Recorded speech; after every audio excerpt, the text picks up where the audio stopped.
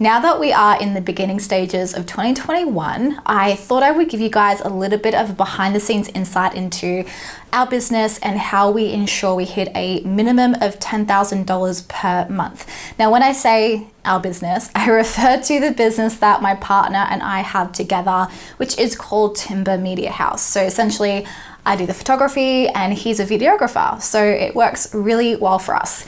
And I'm gonna break down a couple of things for you guys in this video. The first thing I'm gonna break down is how many shoots we roughly have to do per month. And I'm gonna show you some insight into what our actual calendar for January looks like. I'm going to tell you guys as well how we ensure we hit our monthly target every month and the strategies that we'll be undertaking to ensure that we can do that.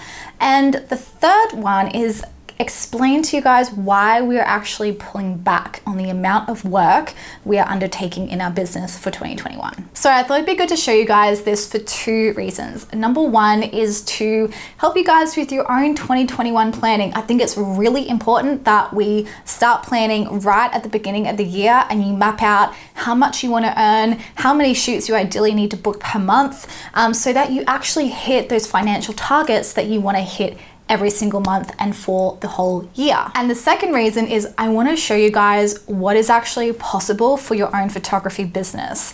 When I first started and I was looking at photography, I was told that it was really unrealistic to create a full-time income doing photography, which I think is completely not true. And when I say to you guys that, we earn $10,000 per month, $20,000, $30,000, I never say that to brag, but I say that to show you guys this is how much money you can actually make in this industry, and it is 100% possible for you to do that as well. And to give you guys an example, in the last financial year, we made over $130,000 in our business just doing one-on-one work. That doesn't include any other passive income stream that we have. That is just one-on-one work. Now, before I go any further, I just want to put a caveat on something. Last year in 2020, Alistair and I, we had some of our biggest financial months in our business. So we were making anywhere from $10,000 to $40,000 per month.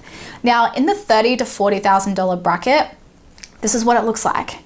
Working 7 days a week, morning to night, very little time for a social life, no time for working out, no time for yourself. We didn't even have time for each other, and you just feel stressed and anxious majority of the time.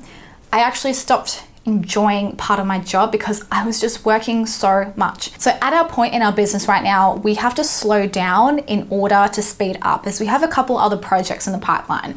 So at the moment, it's kind of like a slingshot. We're doing this, we're back here, and we're just slowly pulling back to just propel so far ahead forward, hopefully for 2022. This has been a very difficult thing for me to do because it means that I have to say no to one-on-one work that obviously pays me.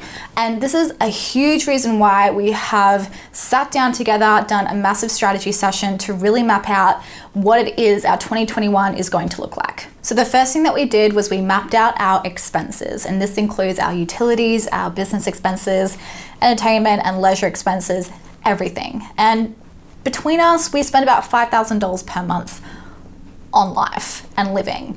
So we kind of worked out minimum of $10K per month. We're pretty comfortable with that. That gives us about $5,000 in profit.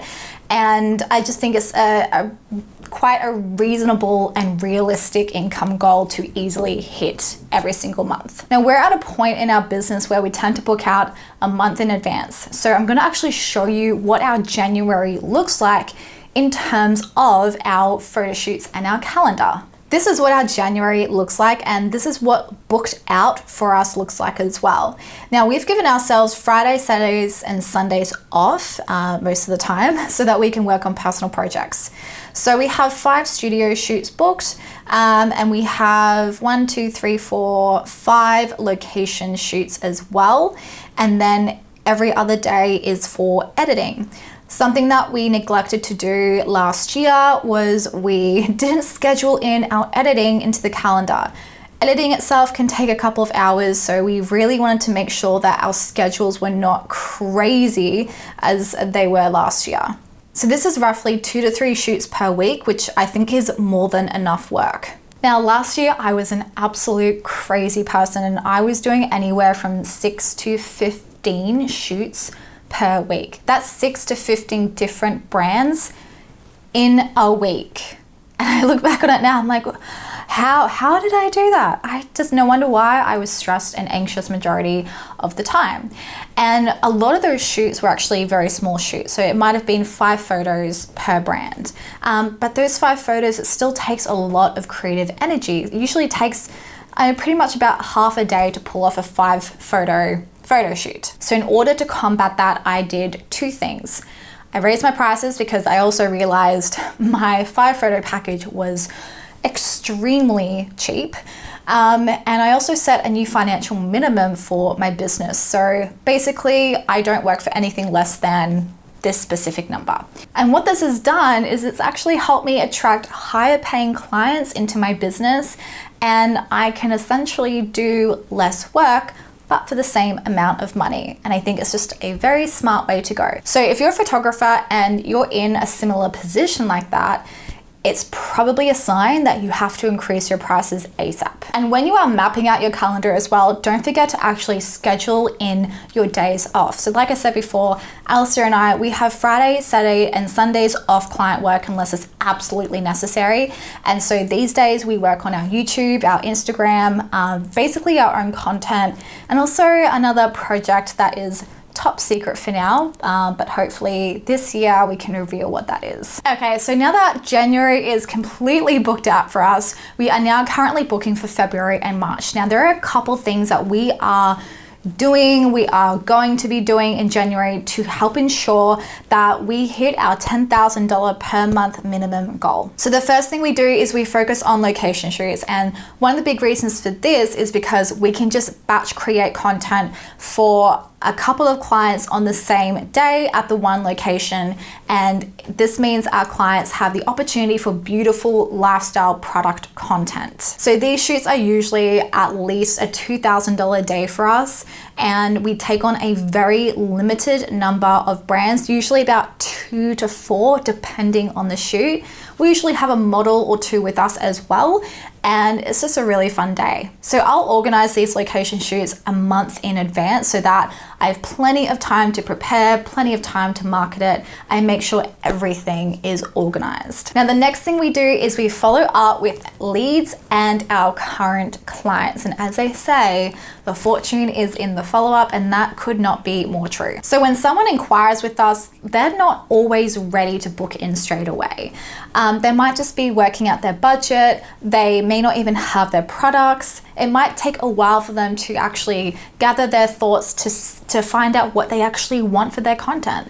And so usually what I'll do is I will follow up with them in say like a month or 2 months, depending on where they're at, and just see how things are progressing. And it's the same for our current clients. So for example, when say Black Friday and Christmas comes around, I really try and prompt my current clients to say, guys, like, look, these really big sale periods are coming around. You've got to get your content done well in advance. We started shooting Christmas content in September last year.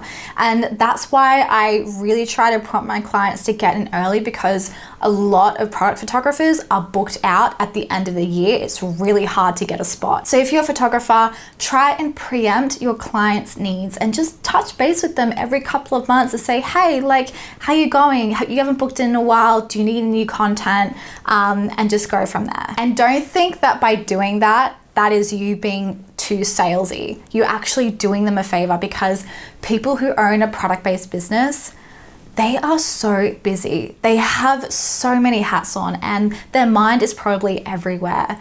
And so you're actually probably doing them a favor by touching base and reminding them, hey, like, do you need any content? So that they aren't leaving it last minute. Because a lot of the time they might come to a sale and be like, oh my God, I totally forgot this was coming up. I don't have any content. I need content ASAP. And they get in touch with you and you're like, I have 7 days to turn around this content. Whereas you could have got in touch with them well before to make sure that everything is well organized and everybody is just less stressed. Now, when you book somebody in, they sign your contract, get that booking into your calendar immediately and really work out how many hours you are going to need to pull off that shoot. So for example, if I'm doing a 10 photo package, I'm probably going to allow for at least 2 days to get this done. So pre-production usually takes me a couple of hours, anywhere from 2 to 3 hours. The shoot itself, I like to kind of put aside a whole day so that I don't have to spread my creative energy thin across other shoots. And then post-production, I like to do on a separate day, and that usually takes me anywhere from 2 to 3 hours as well. And don't forget, amongst all those things, make sure that you have time for yourself, time for your friends and your family, time to look after your health. Because when you are so busy and you are grinding and you are just booking all the shoots because, well, money, it's gonna burn you out. And it's not gonna be an enjoyable experience. And you're actually not going to produce your best work. So I hope that this video has been helpful to you guys, and it's kind of prompted you to start mapping out your own 2021 if you haven't already.